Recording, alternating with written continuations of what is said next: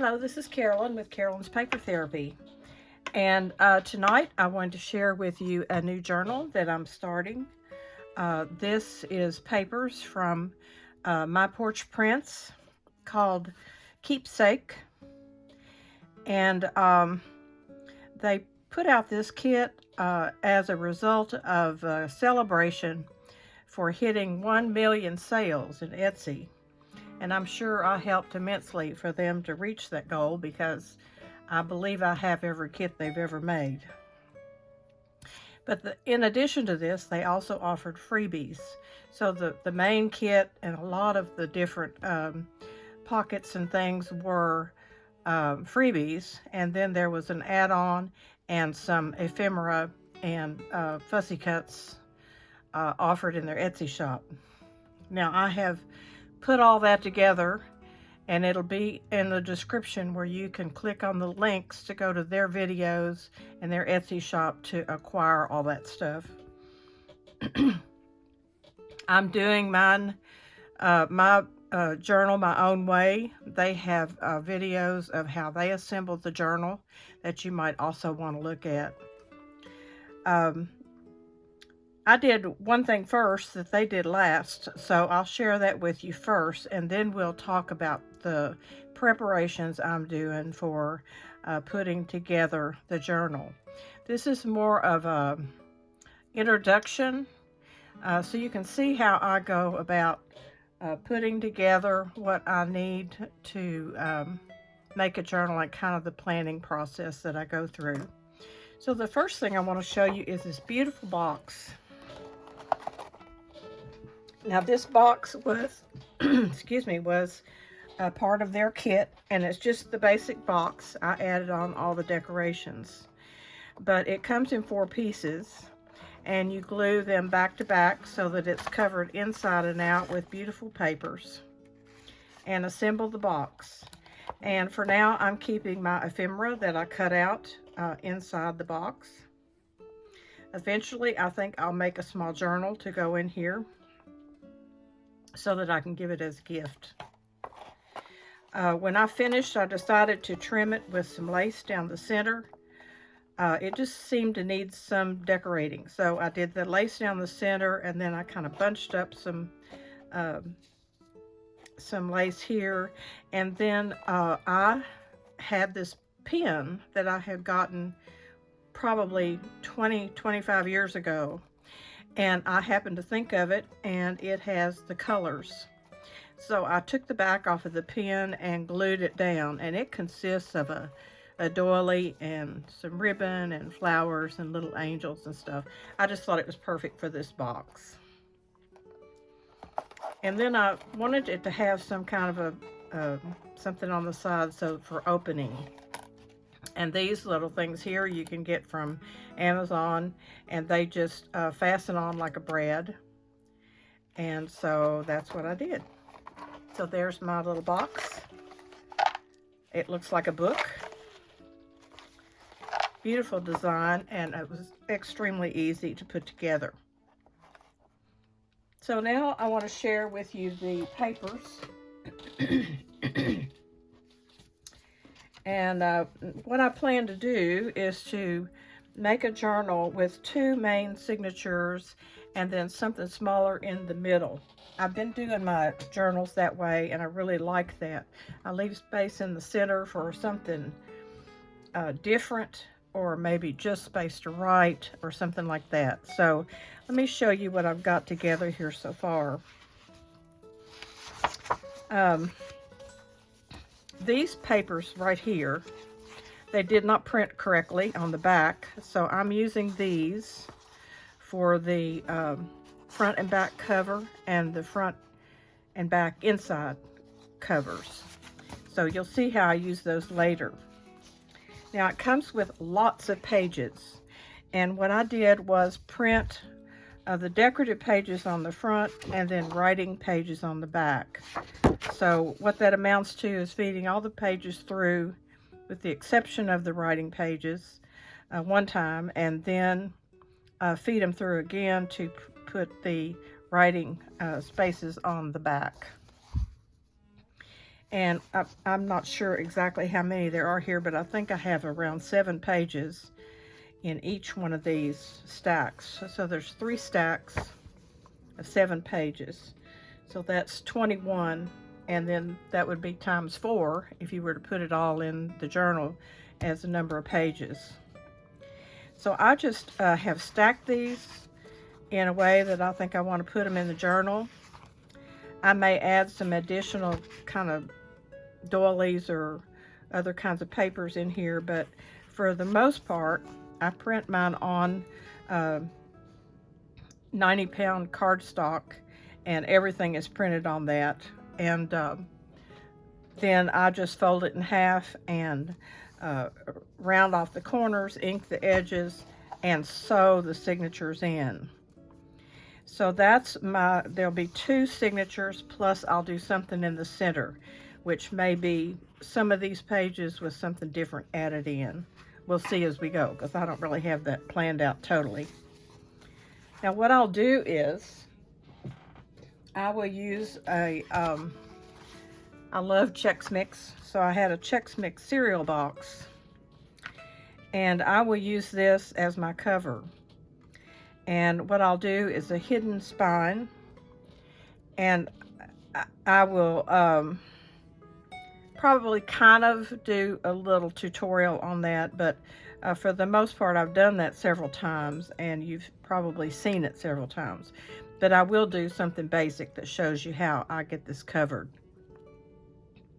So I've cut the cardboard to the size of 5.5 by 8 3/4 for each, the front and the back, and then a 2.5 inch spine, which will hold 2 signatures plus something different in the center. So essentially 3 signatures.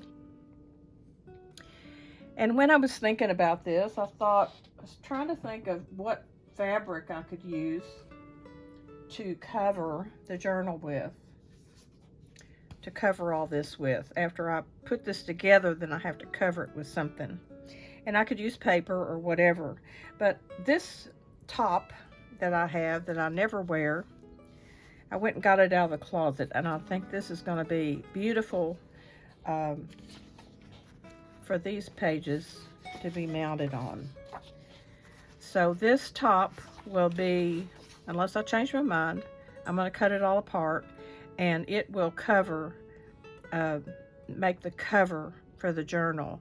And then the papers will be placed on the front and back and inside front and back covers, and then the cover will be decorated some more.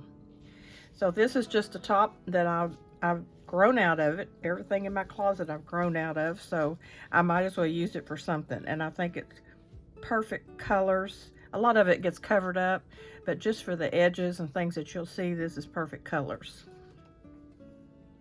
Then the next thing I do is kind of go through my stash of ribbons and lace and different things, and I've pulled out a bunch of stuff here that I'll show you. Let's see. Let me get a page out here so you can kind of see the colors. These are the ribbons I've chosen. I like to put bows and ribbons, and I'll have tags and things that'll have ribbons at the top. So I thought all these looked really pretty. Also, I went through my laces, and I've got a whole bunch of stuff here, but I'll just thumb through it for you. There's just pieces. These are yo-yos that my mother made that I think I can use in here. Some hand-dyed green that I think will coordinate with the pages that have some green on them. This ribbon here, I think, is what I can use to tie the journal closed. This is recycled silk. Has the basic colors in there. These are some little flowers I bought at Hobby Lobby that I think will be pretty in the journal. All of these beautiful laces and fabrics and trims. This is burgundy cheesecloth that comes from the wedding, actually wedding stuff in in Amazon, and they sell these long table runners, and I have this in green and this color and a taupe color. So basically I just pulled out no solid white, but mostly ecru and off-white doilies and different things that I might be able to use in here. This is a scarf I have that has some fringe on it that I might add. All this coordinates so well with these papers. I wanted to tell you, I usually cut out my, once I figured out how, I usually cut out all my ephemera with the Cricut machine. But I didn't do that on this, and I don't really know why, except, well, I do know why, because I was just printing this stuff out as they released it, the freebies. So I just didn't do it. And so I'm having to cut all this out by hand. And what I discovered is, when I cut it out on the Cricut, I'm barely looking at what I'm doing. I'm just getting it cut out, stacking it up, printing out the next one, cutting it out, stacking it up. But when I do it this way, I cut out each piece and it registers in my mind, and it gives me ideas as I go through. Like I might notice a color in here or two things that seem to go together, and gives me ideas that I might not have otherwise. So I'm kind of enjoying just cutting out the ephemera and the fussy cuts and things by hand. I'm not sure if the Cricut really saves time, but it's easier on the hands for sure. But I did see the benefit of sitting and relaxing and just cutting out this ephemera and stacking it up and letting it soak into my brain so that I can start to formulate ideas on how to put my journal together. What I've been doing on my journals that are made with this process is an invisible spine, and I'll do that again in here. I just love this style. When I first started, I just folded my papers together and made a journal, one signature journal. I did that for a long time, and then something came along and I started using the cereal boxes and Wheat Thins boxes and things to make my journals. And you may remember in previous videos I make the mini journals out of stevia boxes. So I kind of got to liking that, and it gives you more room and more pages for your journal. So that's what I'll be doing on this. As I said, I'm going to put a link to everything in this first video. I'm not going to do it on every single video. So if you want to go ahead and link over to their videos and acquire those freebies and get your kit, get your papers in order that you want to order. If you want to follow along with this journal, that would be my advice, to do that. I don't know if to get the freebies you probably have to be a member on their Facebook page and maybe the newsletter, but that's no big deal. They're one of the best designers around, and once you've discovered them, you're not gonna mind getting information about what they have coming along. So I think that's all I wanted to share with you tonight. They have a video on how to put this little box together if you want to go ahead and do that and use it for your ephemera. I think it was on, they did this for a week, and I think it was the Saturday freebies toward the end of the whole project. And I did it first because I just couldn't wait to do the box. I really love this, and it went together so easy. So that's all I have for you now. I'm surprised I got through this. It's evening and I'm tired, but I wanted to go ahead and get this video up so I can start, working on the journal itself. And it evolves with me. Oh, I know what I was going to tell you. I have pictures, black and white pictures of many of my ancestors, great-grandparents, grandparents, great-great-grandmother, my parents, black and white pictures that I have a lot of them sitting out, and I thought I might just use this journal to include all those pictures in it. And I will put them in with washi tape so that the pictures aren't damaged. And maybe write on the back of the picture who they are and maybe a little story. So this will be a special keepsake for me and my family. And so I almost forgot to tell you that, but that's a really good thing to use this one for. It just has that kind of a look, and there's going to be plenty of place to write. I may want to write some memories in here. So I hope you'll stay with me on this and see how I put this together. And like I say, it evolves as I go, and I really enjoy sharing my ideas with you.